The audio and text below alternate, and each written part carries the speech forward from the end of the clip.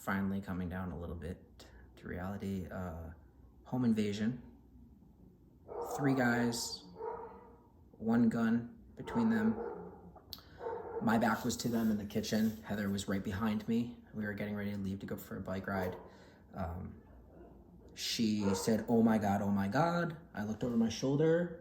She was crouched down, had collapsed to her feet, or collapsed to a crouching position. 3 guys coming in, 1 pointing a gun at me. They immediately grabbed her and brought her into the living room and said, "Where is it? Where is it? You know what we're looking for." They were looking for weed and money. And so I stayed at the kitchen. All this is happening very, very quickly. I put my phone down on the counter. I put my hands on the counter. I said, "Guys, do what you got to do. I'm in a wheelchair. I'm not going to hurt you." I told Heather to relax. I said, "These guys aren't trying to hurt us, Heather. They're trying to rob us. So just do what they say." And at a certain point, I realized that they really weren't going to hurt us. They're actually kind of polite. Aside from having a gun and barging into our place, they were telling me to make her relax. I said, "You just pointed a gun in her face, and I don't think she's going to relax until you leave." And kind of proud of myself for staying as calm as I did. At one point, I had my hands on the sink, and I kind of backed up like this, and I said, "What do you want? Like, I'm in a wheelchair. I'm not a threat to you, but guys, tell us what you want so you can get going, because this is, I was in a state of shock, and I think what I was trying to do is make the slightest bit of motion to see what the reaction would be. Got them a little flustered. He came into the side of me and grabbed the butcher block of knives that were behind me and put them out of my reach. And I went over into the living room to hold Heather and to console her, essentially, and tell her that everything's gonna be okay.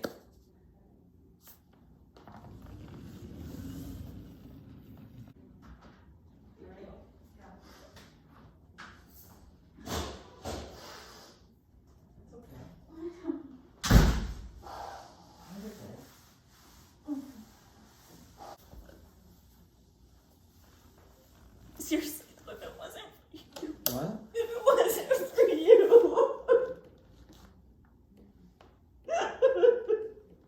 You're gonna have to see somebody and talk about this. Okay? It's over. I know, and it could have been so much worse. It could have been so much worse. We could have been hurt. Things could have been, we had to replace everything. We could have had to replace everything, and it's just our phones, and it's fine, and it's just like, to have a gun pointed at you, like, it's not ever anything I ever wanted to experience. And like, you know, one of the cops was saying to me in the precinct, he was like, "We knew that when that building was being open to apartments, that we were worried about it." They're gonna target people, young people with money that could live here. Yeah, but they said this is a problem area, and it's like, I know people are like, "Oh, Pawtucket," and like, it's just like, I didn't want to think that, because like we've had like really positive experiences here, you know. No, I wasn't worried.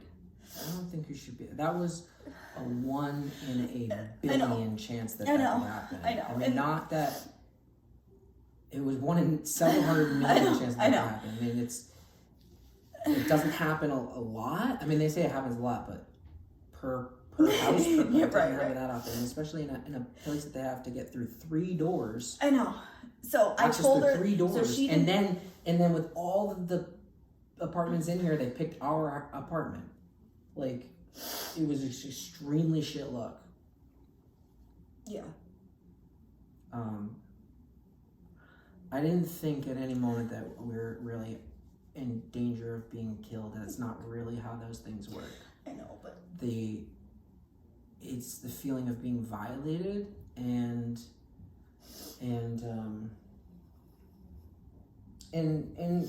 yeah, it's basically the feeling of feeling violated. And as a man, I feel a natural instinct to protect, and I thought that the best thing I could do was to remain extremely calm and try to calm to you. And I from what I remember, it was all a whirlwind, but I think I was pretty assertive to them. You were so good. You know, I was like, It's like, could you please tell her that she's okay and that you're not going to hurt her? And I made him give you a chair. Like, I wasn't really scared of them. I was more pissed off, and obviously I couldn't make a move being in a wheelchair and with three It doesn't of them, matter. I There was three the, of the them. cops said that. The fucking Rambo cops was like, dude, I would have done the same thing. Just keep calm, keep you calm, and eventually we have windows right here. I'm talking to the camera now. And on the other side of the courtyard, there's other windows. I saw people walking. I made eye contact with one of the girls. I waved to them. One of the three started saying, yo, he's waving, telling the other guys. And I said, yeah, I'm waving, and people can see us. And these are massive windows, and those are massive windows. There's people over and there. You guys should probably do what you got to do quick, because you're not safe right here with all these eyes on you. And almost immediately they left. So they said that someone in this building is selling weed or drugs or something. They had a tip for that. These guys obviously had a tip for that, and went into the wrong house. Super polite, which was really weird. The guy at one point Pretty put polite. his arm around me and was trying to calm me down. I mean, it was pretty fucked up. He told me to get into the sleeping bag because fuck that, but... He said lie down. He said lie down and get in the sleeping bag, which was really fucking weird, but like... Which he didn't do. Fuck, no. That would have made me, my anxiety, I probably would have passed out or something. But he at one point had his arm around me and was like, it's okay, like calm down, because at some point they realized they were in the wrong spot, and then they talked. It sounds like there was a robbery last night from what you're saying, and they were coming back for retaliation. Yeah. When they picked our apartment, went to the wrong apartment. Yeah. Have you ever had interactions with the guy that lives across the hall? Yeah. Okay. Because I thought it was weird that you knew when he was over here and he led us across, you knew who it was, because I was like... When you left, he opened the door. I said, call the cops immediately. I said, call. Oh. You left to go over to the market. Yeah. To get somebody. Yeah. He then opened the door. I said, call the cops immediately. It was an armed home invasion. Mm-hmm. We need the cops here. They took our phones. Yeah. And that's when we went over there, started talking to them and using their phones. And he came over and... okay. Okay. So... All right, so I interpreted that incorrectly because I was like, I don't know why he was over there, but he was obviously coming to make sure we were okay. We're just trying to go for a bike ride.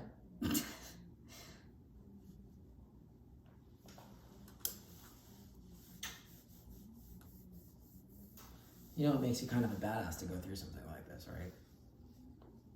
Yo, I guess. What a fucking story.